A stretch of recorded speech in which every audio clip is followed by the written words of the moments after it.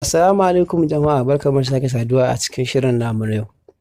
A yau ne za ku ji cewa hukumar karɓar ƙorafe-ƙorafe da yaƙi da rashawa ta jihar Kano ta fayyace dalilin da ya sanya ba ta yi wani bincike ba kan zargin rashawa da a baya aka rika tuhumar gwamna Abdullahi Ganduje da shi.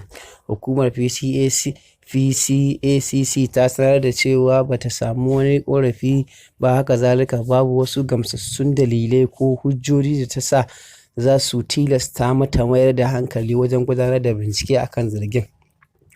Wannan furuci ya fito ne daga bakin shugaban hukumar Muhi Magaziri Mungado a yayin wata zantawa da ya yi tare da manema labarai na gidan rediyo Freedom mai tushe a Kanon Dabo. A cikin hirarsa, Muhi ya ce tun wancan lokacin an shigar musu da ƙorafi, sai dai kuma daga bisani a yayin da suka nemi ƙarin bayani wanda suka shigar da ƙorafin sun yi ɓatan dabo. Muhi ya ce sun nemi ƙarin bayani daga jin ta bakin masu ƙorafi amma ba su samu nasarar samun su, lamarin da ya wajabta musu watsi da lamarin.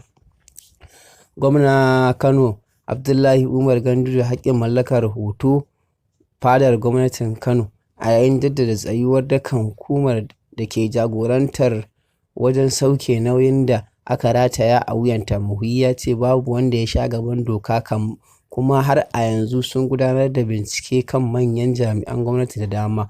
Mun gudanar da bincike kan manyan jami'an gwamnatin baya da muka sami ƙorafi a kansu.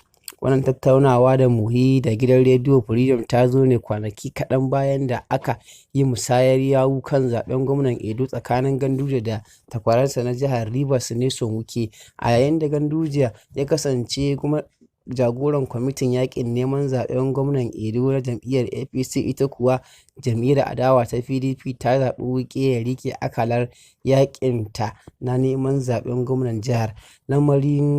Lamari na baki ya san me zai furta amma bai san me za a mayar masa ba, ya sanya Ganduje cikin barkwanci ya ce zai killace Wike har sai an gama zaben gwamna na Edo. Shi ko Wike a yayin mayar da martani ya shaida wa Ganduje cewa shi ba daloli bane ba, ballantana ya sunkuma shi cikin aljihun babbar riga.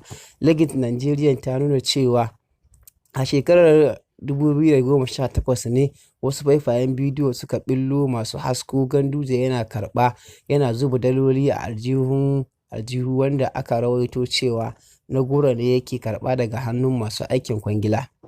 An gano wannan yana karɓar daloli yana zubawa a cikin babbar rigarsa. Wannan ya haddasa alamomin tambaya a watanni da dama da suka gabata. Wata kafar sadarwa ta Najeriya wadda ta fara wallafa bidiyon ta ce jimillar kuɗin da Ganduje ya rika jefawa cikin aljihunsa sun kai dala 230,000, kimanin naira miliyan 5 kenan. Idan wannan shine zuwan ka tashar nan na farko, ka danna subscribing domin sanar da kai da zarar mun ɗora maka sababbin shirye-shirye. Idan kuma ka riga ka mana subscribing, kai like ɗin wannan bidiyon. Mun gode.